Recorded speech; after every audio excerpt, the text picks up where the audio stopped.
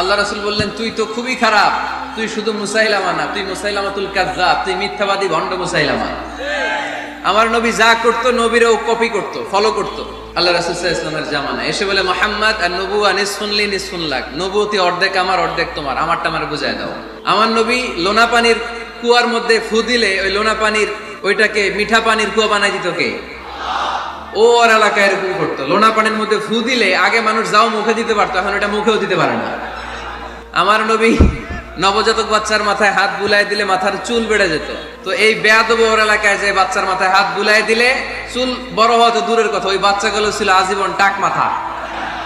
আবার আমার নবী ফু দিলে গাছের ফলন বেড়ে যেত, ও ফু দিলে গাছ মইরা শেষ। তাই আমার নবীর সাথে বেয়াদবি করলে ওর সাথে ছাড় নাই, চিল্লায় বলো ঠিক কি না?